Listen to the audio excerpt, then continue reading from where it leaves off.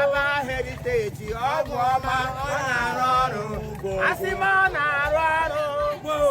Ọ na-arụ ọrụ. Eremedi Habalụ abịaruola ọ na-arụ ọrụ. Ụmụnne m n'ime Chineke, ọ dị ọrịa ọbụla ibu tapara gị n'ahụ na-ada ala ala? Ị nwere ọrịa ọjọọ n'ime ahụ gị? Iwu onye na-awụ gị rigoro 2 minutes gaa rituo.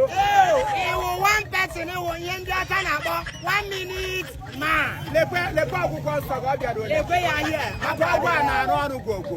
Herbal remedy. Herbal remedy. Ihe ahụ ọgwụ a ihe akpọrọ ya bụ heritage herbal. This product is from Igbo cleanser. From where? Igbo cleanser. Ndị rụrụ nke ahụ ha nwa rụrụ nka. Gị nwe ha n'ọgwụ a ị gaghị arịa ahụ kpakam. Iwu nwoke gị nyụọ ntanye imo ihe ga-ada akpụli nwa.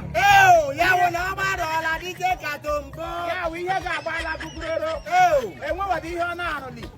Ekwe ọgwụ ị ga-aṅụ gị nyụmazi akam. Ọ na-arụ ọrụ. Ọ na-arụ ọrụ. Heritage Habalụ ọgwụ ọma ọ na-arụ ọrụ. Onye na-enwe libado.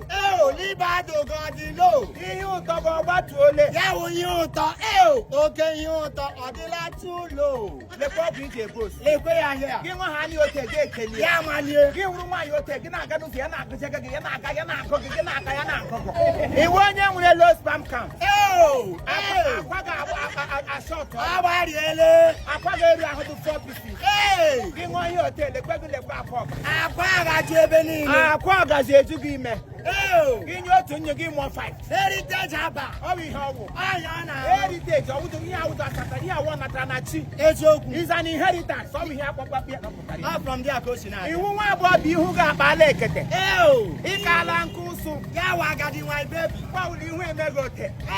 Gị ime ihu ka nnyaa. Ihu atọ ọchị. Ihu atọ ọchị. 30 years ihu ga-akpala ekete.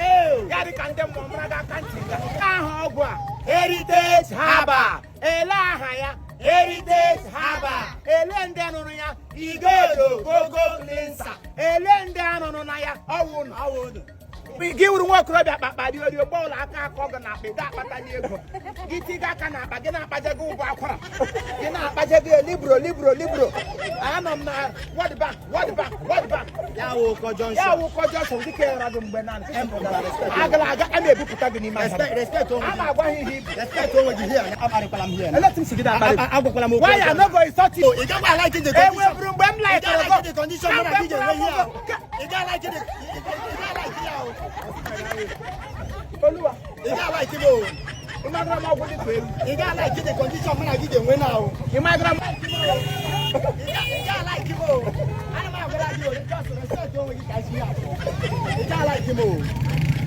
Ị gaghị respect onwe gị. Ị gaghị like him o. You no go like me here. Jenu mo. You no go like me here. Jenu mo. Ọkwa maka Heritage Herbal. Ọkwa ihe m ji na-respect go. Ị na-respect m. Mụ na gị ga-erikwa nkata nwụrụ anwụ n'ime ahịa. I bịara ime advert gị were sị m akọrọ ndị World Bank ga-agbakọrọ mụ na gị na Power Bank. A ga-eji Power Bank agbakọrọ mụ na gị. You no go like me. Lose me. You no go like me. Lose me, let me go.